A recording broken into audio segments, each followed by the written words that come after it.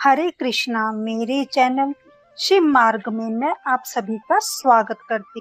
आज हम सुनेंगे कमला यानी पद्मनी एकादशी व्रत कथा। पद्मनी एकादशी अधिक मास यानी मल मास के शुक्ल पक्ष में आती है।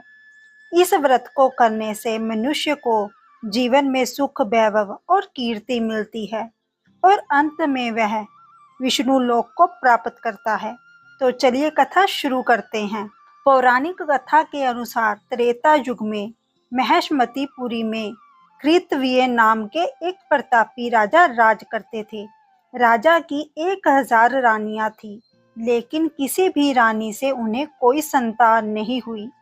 राजा ने संतान प्राप्ति के लिए कई उपाय किए, चिकित्सकों और पंडितों से सलाह ली, यज्ञ अनुष्ठान किए, लेकिन सब असफल रहा। संतान न होने के दुख में राजा कृतवीर्य ने सब कुछ छोड़कर वन में तपस्या करने का फैसला किया। उनकी इस यात्रा में इक्ष्वाकु वंश के राजा हरिश्चंद्र की बेटी कृतवीर्य की परम प्रिय पत्नी राजा पद्मिनी भी उनके साथ वन चल दी।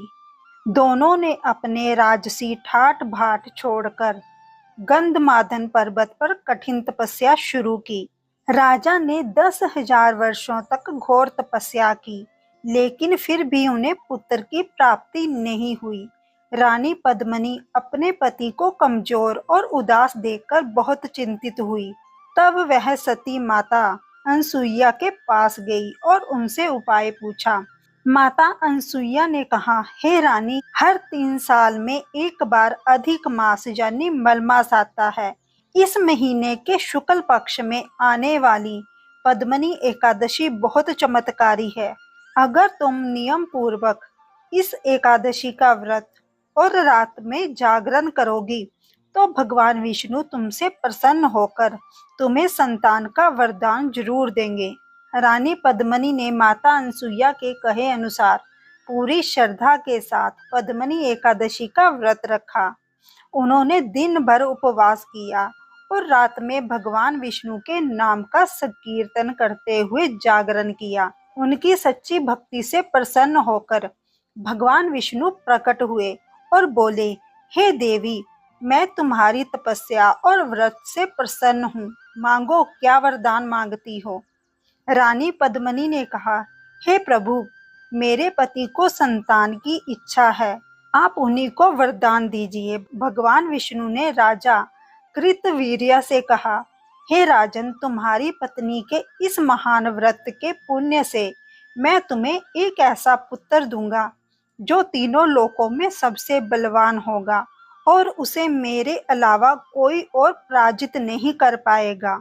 समय आने पर रानी पद्मिनी ने एक अत्यंत पराक्रमी पुत्र को जन्म दिया, जिसका नाम कार्तवीर्य अर्जुन रखा गया।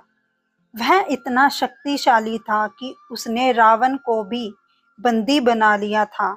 जो भी मनुष्य इस पवित्र पद्मनी एकादशी की कथा को पढ़ता या सुनता है, उसे जीवन के सभी सुख मिलते हैं और मृत्यु के बाद वह भगवान विष्णु के परम धाम को जाता है।